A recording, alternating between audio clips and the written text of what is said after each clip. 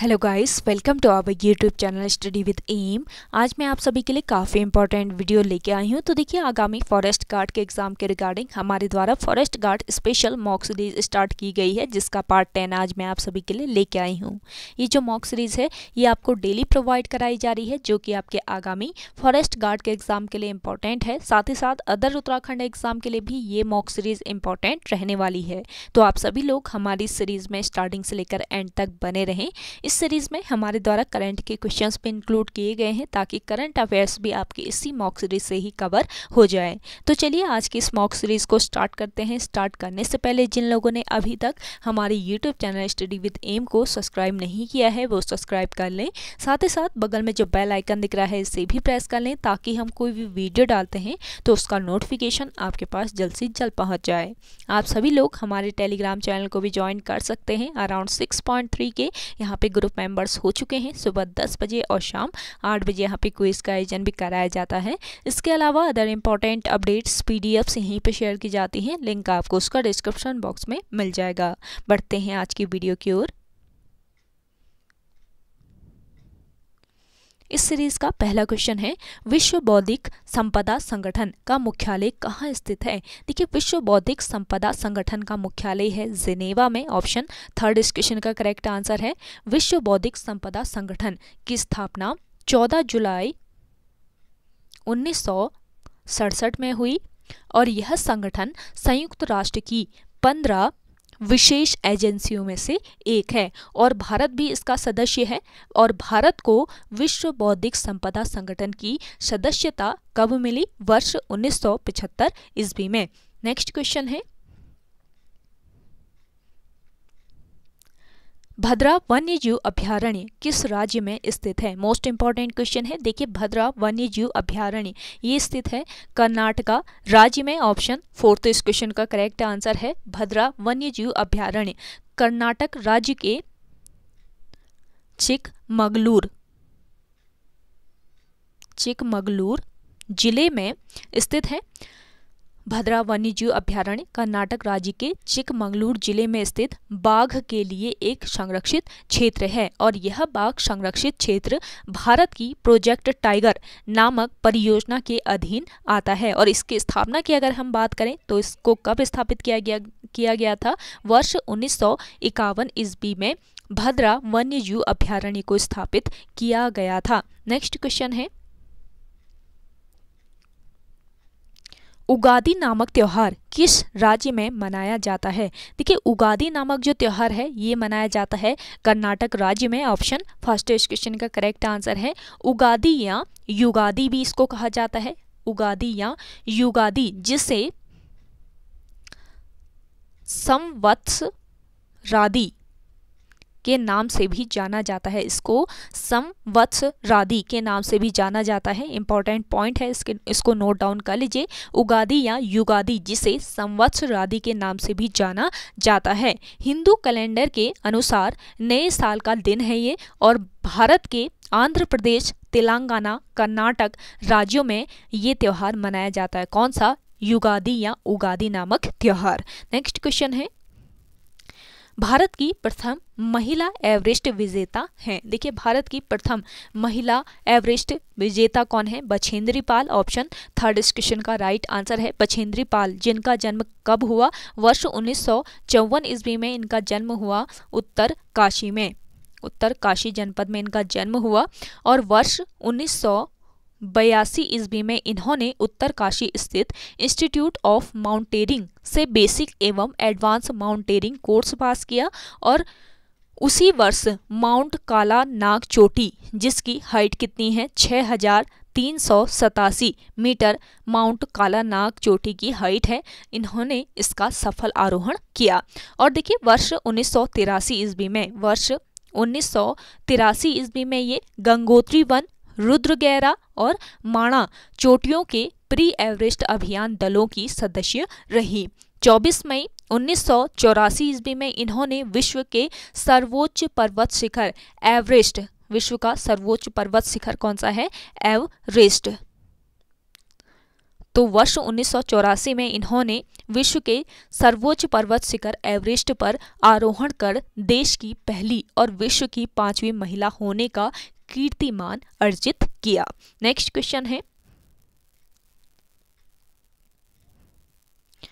गौरापंत शिवानी का जन्म कब हुआ? देखिए गौरापंत शिवानी जो है इनका जन्म हुआ वर्ष 1923 ईस्वी में। ऑप्शन सेकंड इस क्वेश्चन का राइट आंसर हो जाएगा। गौरापंत शिवानी का जन्म कब हुआ? वर्ष 1923 ईस्वी को। कहाँ पर?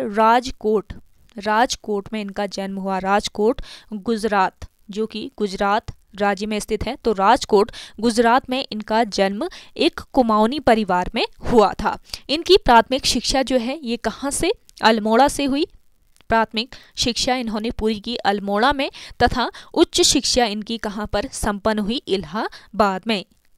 इलाहाबाद से इन्होंने उच्च शिक्षा अर्जित की और इन्होंने बाल्यावस्था से ही साहित्य सृजन शुरू कर दिया था। और इन्होंने लगभग, ध्यान दीजिएगा, इन्होंने कुल 30 उपन्यास, 13 कहानी संग्रह और 8 संस्मरण लिखे हैं। आपके गौरापंत शिवानी जो है इन्होंने कुल 30 उपन्यास, 13 कहानी संग्रह और 8 संस्मरण लिखे हैं। और इन्हें भारतेंदु हरिश्चंद्र सम्मान, इसके अलावा पद्मश्री सम्मान, इसके अलावा देखिए महादेवी वर्मा सम्मान, सुब्रमण्यम सम्मान, हिंदी सेवा निधि राष्ट्रीय पुरस्कार सहित अनेक सम्मान प्राप्त हुए हैं। कई पुरस्कार एवं सम्मान से इन्हें सम्मानित किया गया है गौरापंत शिवानी को। नेक्स्ट क्वेश्चन है, निम्न नामों व उनके कार्य क्षेत्रों में कौन सुमेलित नहीं है? तो देखिए आपके सामने एक तरफ नाम दिए हैं, दूसरे तरफ उनसे रिलेटेड कार्य क्षेत्र दिए हैं। तो आपको बताना है कौन सा कार्य क्षेत्र उनके नाम से सुमेलित नहीं है। 4 ऑप्शन दिए हैं आपके सामने। तो देखिए उत्तम दास जो है ये किससे संबंधित है? ये संगीत के क्षेत्र से संबंधित है। अवधेश कौशल संबंधित है पर्यावरण से। विद्यावती डोभाल जो है ये एक गढ़वाल की पहली महिला लेखिका हैं, तो इनका संबंध फिल्म से नहीं है। तो कौन सा सुमेलित नहीं है ये बताना था। विद्यावती डोभाल फिल्म इसका राइट आंसर हो जाएगा। और देखिए नारायण सिंह थापा, इनका संबंध है किससे? सिनेमोटोग्राफी से नारायण सिंह थापा का संबंध है। लेकिन जो विद्यावती डोभाल है इनका संबंध फिल्म से नहीं है। तो ऑप्शन थर्ड इस क्वेश्चन का राइट आंसर हो जाएगा, सुमेलित नहीं है, ये वाला बताना है इसमें। तो देखिए विद्यावती डोभाल की बात करें तो ये गढ़वाल की पहली महिला लेखिका हैं और ये कवयित्री, समाज सेविका और विमान परिचायिका है।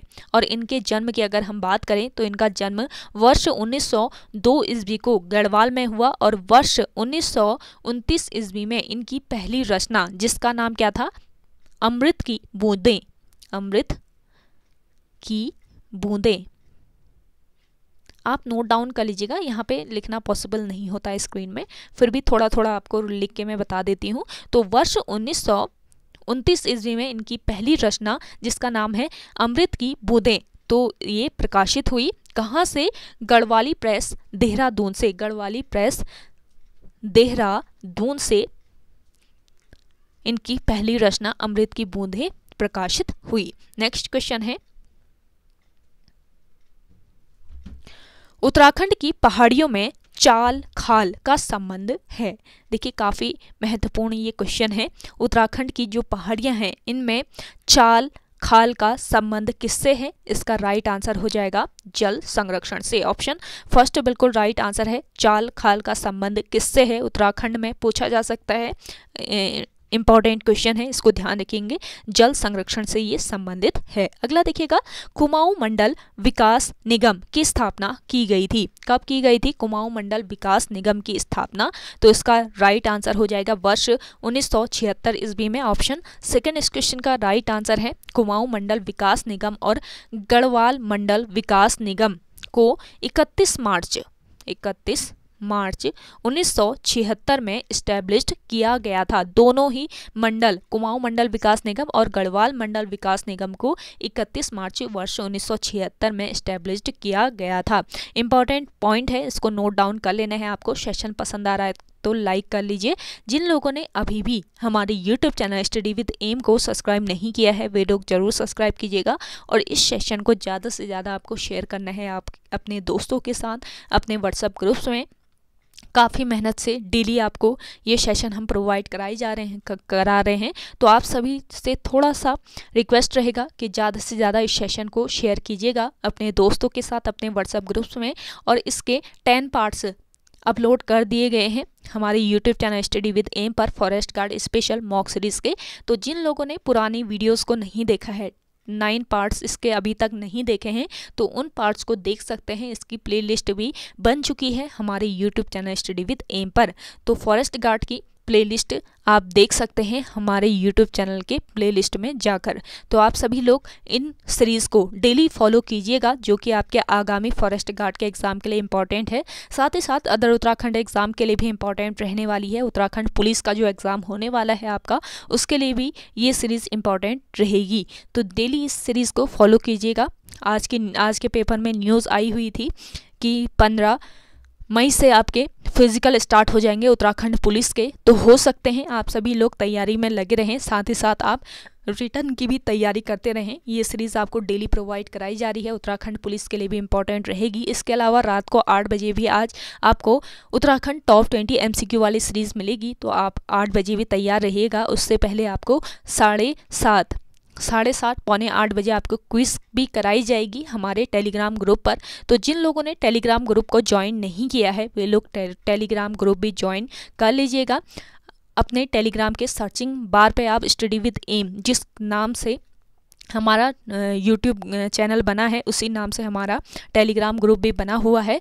तो अपने सर्चिंग बार पर टेलीग्राम के आप स्टडी विद एम डालेंगे तो आपको इसी आइकन पे, जिस आइकन से हमारा YouTube चैनल बना है, तो उसी आइकन पे हमारा चैनल आपको मिल जाएगा टेलीग्राम ग्रुप, जहाँ पर हम इम्पॉर्टेंट जो अपडेट्स होती हैं वो प्रोवाइड कराते हैं। इसके साथ ही इम्पॉर्टेंट PDFs भी वहीं पे शेयर की जाती हैं और क्विज़ का आयोजन भी वहीं पे किया जा रहा है। तो आप सभी लोग ज्वाइन कर सकते हैं हमारे टेलीग्राम ग्रुप को। साथ ही साथ ये सीरीज़ आपको डेली मिल रही है, तो इस सीरीज़ को डेली आप फॉलो कीजिएगा। तो चलिए नेक्स्ट क्वेश्चन है आपका, ऊपरी गंगा नहर का उद्भव स्थान है। ऊपरी गंगा नहर का जो उद्भव स्थान है ये कहाँ है? इसका राइट आंसर हो जाएगा हरिद्वार। ऑप्शन फर्स्ट इस क्वेश्चन का राइट आंसर है। देखिए, ऊपरी गंगा नहर ये राज्य की सबसे पुरानी नहर है। राज्य की सबसे पुरानी नहर का नाम बताइए आपसे अगर पूछा जाए तो ये कौन सी नहर है? ऊपरी गंगा नहर है। और ऊपरी गंगा नहर राज्य की सबसे पुरानी नहर है, ये ध्यान रखेंगे, जिसका निर्माण वर्ष 1842 ईस्वी से लेकर 1854 ईस्वी के बीच किया गया था। और इसका उद्घाटन किसके द्वारा किया गया था? लॉर्ड डलहौजी के द्वारा। लॉर्ड डलहौजी के द्वारा इसका उद्घाटन किया गया था। और इस नहर को कहाँ से? हरिद्वार के समीप गंगा के दाहिनी ओर से निकाला गया है, जो कि कहाँ तक जाती है ये नहर? कानपुर तक। कानपुर तक ये नहर निकाली गई है। नेक्स्ट क्वेश्चन है, लाल पांडा को किस वर्ष लुप्त प्राय पशु की श्रेणी में रखा गया है? देखिए, लाल पांडा जो है इससे भी रिलेटेड आपके अपर PCS में क्वेश्चन बना था लाल पांडा से रिलेटेड, तो आपके आगामी एग्जाम के लिए भी ये क्वेश्चंस इंपॉर्टेंट रहने वाला है। तो जरूर ध्यान में रखिएगा, लाल पांडा जो है इसको किस वर्ष लुप्त प्राय पशु की श्रेणी में रखा गया है? तो इसका राइट आंसर हो जाएगा वर्ष 2008 में। ऑप्शन फोर्थ इस क्वेश्चन का राइट आंसर है। लाल पांडा को लाल पांडा जो है इसको भालू के परिवार का सदस्य माना जाता है। भालू जो है इसके परिवार का सदस्य माना जाता है। भालू की तरह दिखने वाला ये एक पशु है लाल पांडा। और लाल पांडा हिमालय की दक्षिणी चोटियों, दक्षिणी पश्चिम चीन जैसे सिक्किम, असम एवं उत्तरी अरुणाचल प्रदेश के जंगलों में पाए जाते हैं। नेक्स्ट क्वेश्चन है,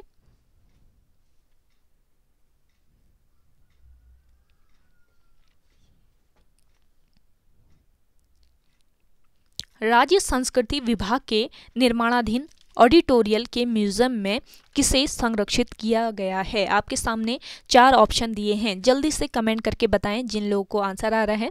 राज्य संस्कृति विभाग के निर्माणाधीन जो ऑडिटोरियम है, इसके म्यूजियम में किसे संरक्षित किया गया है, जल्दी से कमेंट कीजिएगा आप सभी लोग।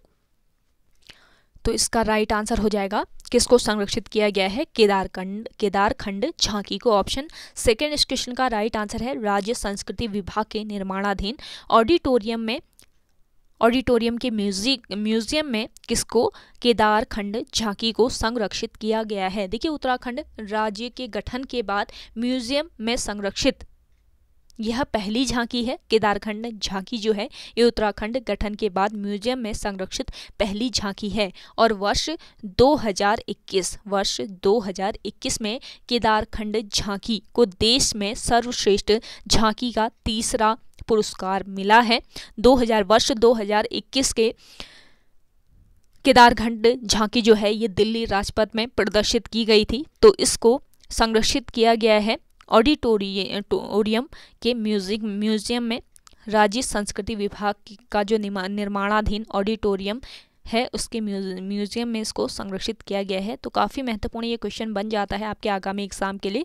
अगला देखिएगा, राष्ट्रीय बायोश्री योजना की शुरुआत कब हुई थी। देखिए राष्ट्रीय बायोश्री योजना जो है इसकी शुरुआत कब हुई। राष्ट्रीय बायोश्री योजना की शुरुआत हुई थी वर्ष 2017 में। ऑप्शन फोर्थ इस क्वेश्चन का राइट आंसर है। देखिए इस योजना की जो शुरुआत है ये कब से, 1 अप्रैल 2017 को आंध्र प्रदेश में हुई थी। आंध्र प्रदेश राज्य से इसकी शुरुआत हुई और राष्ट्रीय बायोश्री योजना के तहत देश के 207 जिलों का चयन किया गया। नेक्स्ट क्वेश्चन देखिए, नंदप्रयाग का मूल नाम क्या था। देखिए नंदप्रयाग जो है इसका मूल नाम क्या था, कंडासू। यहाँ पे मिसप्रिंट हो गया, आप करेक्ट कर लीजिएगा।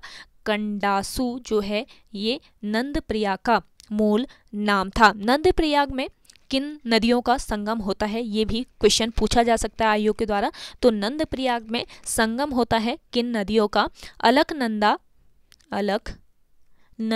और नंदाकिनी।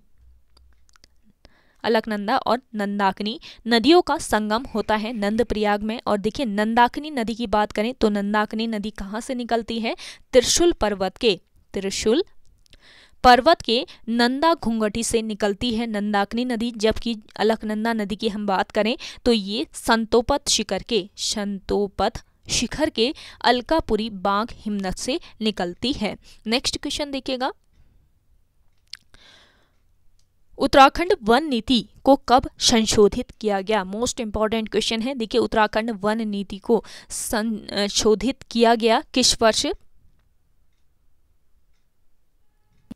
उत्तराखंड वन नीति को संशोधित किया गया कब, वर्ष 2004 में। और उत्तराखंड में वन अधिकार कानून कब आया, अगर ये क्वेश्चन आपसे पूछा जाता है तो वर्ष 2006 में उत्तराखंड में वन अधिकार कानून लाया गया था। तो उत्तराखंड वन नीति की अगर हम बात करें तो इसको संशोधित किया गया था वर्ष 2004 में। तो इस क्वेश्चन का राइट आंसर हो जाएगा ऑप्शन सेकेंड। नेक्स्ट क्वेश्चन देखिएगा, सेल्यूलोज किस प्रकार के पोषक तत्व का उदाहरण है। देखिए सेल्यूलोज जो है ये किस प्रकार के पोषक तत्व का, कार्बोहाइड्रेट का उदाहरण है। ऑप्शन फर्स्ट इस क्वेश्चन का राइट आंसर है। देखिए पादपों में जो कोशिका भित्ति होती है, पादपों में क्या होती है, कोशिका भित्ति जो होती है ये किसकी बनी होती है, ये बनी होती है आपके सेल्यूलोज की। और सबसे छोटी कोशिकांग कौन सा है, ये अगर पूछा जाए आपसे तो राइबोसोम जो है ये सबसे छोटी कोशिकांग है। और राइबोसोम को प्रोटीन की फैक्ट्री कहा जाता है। राइबोसोम को क्या कहा जाता है, प्रोटीन की फैक्ट्री कहा जाता है। नेक्स्ट क्वेश्चन देखिएगा, मधुबनी करेक्ट कर लीजिएगा, मधुबनी किस राज्य की प्रसिद्ध लोक कलाकृति है। काफ़ी इंपॉर्टेंट क्वेश्चन है। तो देखिए मधुबनी जो है ये किस राज्य की, बिहार राज्य की प्रसिद्ध लोक कलाकृति है। ऑप्शन थर्ड इस क्वेश्चन का राइट आंसर हो जाएगा। देखिए मधुबनी चित्रकला अथवा इसको मिथिला पेंटिंग भी कहा जाता है। मिथिला पेंटिंग किसको कहा जाता है, मधुबनी चित्रकला को कहा जाता है, मधुबनी चित्रकला या मिथिला पेंटिंग। मिथिला क्षेत्र जैसे बिहार के दरभंगा, पूर्णिया, सहरसा, मुजफ्फरपुर, मधुबनी एवं नेपाल के कुछ क्षेत्रों की प्रमुख चित्रकला है और प्रारंभ में रंगोली के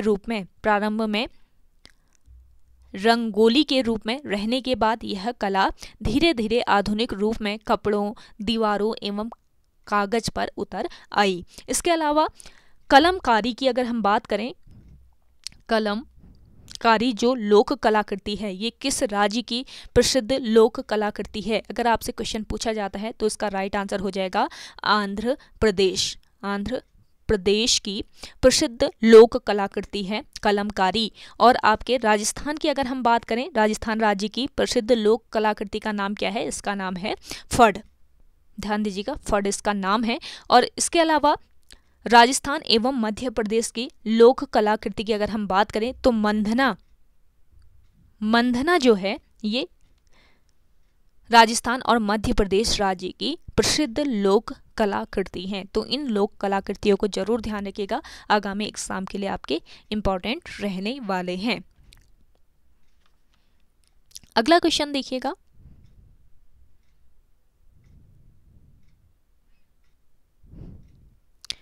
कमलेश्वर मंदिर कहाँ स्थित है? देखिए, प्रसिद्ध जो कमलेश्वर मंदिर है ये कहाँ पर स्थित है? ये स्थित है श्रीनगर में। ऑप्शन फर्स्ट इस क्वेश्चन का राइट आंसर है। देखिए, मान्यता के अनुसार कमलेश्वर मंदिर जो है यहाँ पर भगवान राम ने भगवान शिव की 1000 कमल के फूलों से उपासना की थी और इस मंदिर में संतान प्राप्ति के लिए लोग बैकुंठ चतुर्दशी की रात्रि भर हाथ में घी का दिया लेकर खड़े रहते हैं। तो काफ़ी प्रसिद्ध मंदिर है कमलेश्वर मंदिर, जो कि श्रीनगर पौड़ी गढ़वाल में स्थित है। अगला देखिएगा,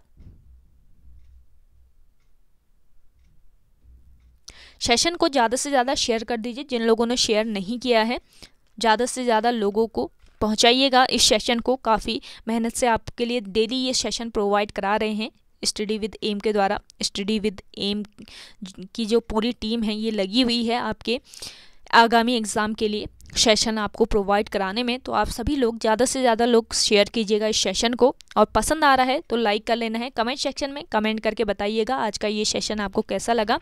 तो देखिए, उपभोक्ता नेक्स्ट है आपका उपभोक्ता मूल्य सूचकांक के आंकड़ों के अनुसार देश में सबसे ज़्यादा महंगाई वाले 10 राज्यों में उत्तराखंड किस स्थान पर है? उपभोक्ता मूल्य सूचकांक के आंकड़ों के अनुसार देश में सबसे ज़्यादा महंगाई वाले 10 राज्यों में उत्तराखंड जो है ये किस नंबर पर? 8वें नंबर पर है। ऑप्शन फोर्थ इस क्वेश्चन का राइट आंसर हो जाएगा। देखिए, उपभोक्ता मूल्य सूचकांक जो है ये घरेलू उपभोक्ताओं द्वारा खरीदे गए सामानों एवं सेवाओं के औसत मूल्य को मापने वाला एक सूचकांक है और उपभोक्ता मूल्य सूचकांक की गणना वस्तुओं एवं सेवाओं के एक मानक समूह के औसत मूल्य की गणना करके की जाती है। और देखिए, जनवरी 2015 में आधार वर्ष में हुए सुधार के अनुसार उपभोक्ता मूल्य सूचकांक का नवीनतम आधार वर्ष 2012 को माना जाने लगा है।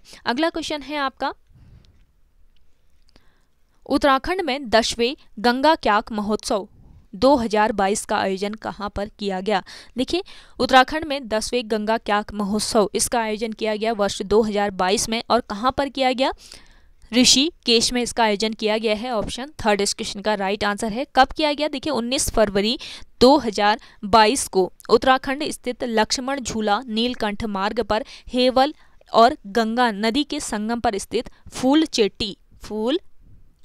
चेटी में गंगा के गोल्फ कोर्स रैपिड में 3 दिवसीय 10वें गंगा क्याक महोत्सव 2022 का आयोजन किया गया। और इसका आयोजन किसके द्वारा किया गया? द एडवेंचर स्पोर्ट्स सोसाइटी और उत्तराखंड पर्यटन विकास परिषद के सहयोग से इसका आयोजन किया गया था। इस महोत्सव में स्प्रिंट इसके अलावा प्रोफेशनल सलालम, मास वोटर, इसके अलावा क्रॉस व वोटर क्रॉस, स्पर्धाएं आयोजित की गई थी। कौन कौन सी स्पर्धाएं? स्प्रिंट, प्रोफेशनल, सलालम, मास वोटर और क्रॉस व वोटर क्रॉस स्पर्धाएं आयोजित की गई थी 10वें गंगा क्याक महोत्सव, जो कि कहां पर? ऋषिकेश में आयोजित किया गया था 2022 का। काफ़ी महत्वपूर्ण क्वेश्चन है, इसको जरूर ध्यान रखिएगा। चलिए आज की इस सीरीज का लास्ट क्वेश्चन देखते हैं। पंचप्रयाग किन जिला समूह में स्थित है? ये आपको बताना है। जो आपका पंचप्रयाग है ये किस जिला समूह में स्थित है? तो इसका राइट जो आंसर हो जाएगा ये कौन सा हो जाएगा? तो पंचप्रयाग जो है ये किस जिला समूह में स्थित है? चमोली, रुद्रप्रयाग और टिहरी में। ऑप्शन फर्स्ट इस क्वेश्चन का राइट आंसर है। देखिए पंचप्रयागों की अगर हम बात करें तो पवित्र नदियों के संगम पर स्थित प्रयागों का धार्मिक दृष्टि से विशेष महत्व है। गढ़वाल में अलकनंदा एवं विभिन्न नदियों के संगम पर स्थित पंचप्रयाग विशेष महत्व के हैं। और ये हैं कौन कौन से पंचप्रयागों की श्रेणी में आते हैं? पहला है आपका विष्णु प्रयाग, दूसरा है आपका नंद प्रयाग, तीसरा है कर्ण प्रयाग और रुद्र प्रयाग, इसके अलावा है आपका देव प्रयाग। तो आपका विष्णु प्रयाग, नंद प्रयाग और कर्ण प्रयाग ये किस जिले में है? ये है आपके चमोली जिले में। जबकि रुद्रप्रयाग की अगर हम बात करें तो रुद्रप्रयाग जनपद में ये पड़ता है और आपका देवप्रयाग पड़ता है किस जनपद में? टिहरी जनपद में। तो ये सारे पॉइंट आपको ध्यान में रखने हैं, काफ़ी महत्वपूर्ण क्वेश्चन है आपके आगामी एग्जाम के लिए। विष्णुप्रयाग की बात करें तो विष्णुप्रयाग में किन दो नदियों का संगम होता है? अलकनंदा तथा पश्चिमी धौली गंगा नदियों के संगम पर स्थित है आपका विष्णुप्रयाग। और संगम के दोनों ओर कौन से पर्वत स्थित हैं ये भी पूछा जा सकता है। अलकनंदा तथा पश्चिमी धौली गंगा के संगम पर कौन से पर्वत स्थित हैं? तो जय विजय नाम के पर्वत स्थित हैं अलकनंदा और पश्चिमी धौली गंगा नदी के संगम पर। जो कहाँ पर इसका संगम होता है? विष्णुप्रयाग में। और नंद प्रयाग की अगर हम बात करें तो ये कर्णप्रयाग से 22 किलोमीटर दूर तथा समुद्र तल से 914 मीटर की ऊंचाई पर स्थित है आपका नंद प्रयाग, जो कि जहाँ पर संगम होता है किन दो नदियों का? अलकनंदा और मंदाकिनी नदी का। और कर्णप्रयाग में किन दो नदियों का संगम होता है? कर्णप्रयाग में अलकनंदा और पिंडर नदियों का संगम होता है। रुद्रप्रयाग और देवप्रयाग में किन नदियों का संगम होता है? ये आप सभी लोग कमेंट करके बताएंगे आज के कमेंट सेक्शन में। आज का ये क्वेश्चन है आपका कि रुद्रप्रयाग और देवप्रयाग में किन दो नदियों का संगम होता है? ज़्यादा से ज़्यादा लोग कमेंट कीजिएगा। तो ओके गाइज, आज के सेशन में इतना ही। आई होप आपको आज का ये सेशन पसंद आया होगा। अगर आज का ये सेशन आपको पसंद आता तो इस सेशन को लाइक कीजिएगा, शेयर कीजिए। और जिन लोगों ने अभी तक हमारी YouTube channel study with M को सब्सक्राइब नहीं किया है वे लोग जरूर सब्सक्राइब कीजिएगा। और रात को 8 बजे आपकी उत्तराखंड टॉप 20 MCQ वाली क्लास आएगी, तो आप सभी लोग 8 बजे तैयार रहिएगा। चलिए मिलते हैं एक नई इंटरेस्टिंग वीडियोज़ के साथ, तब तक के लिए धन्यवाद।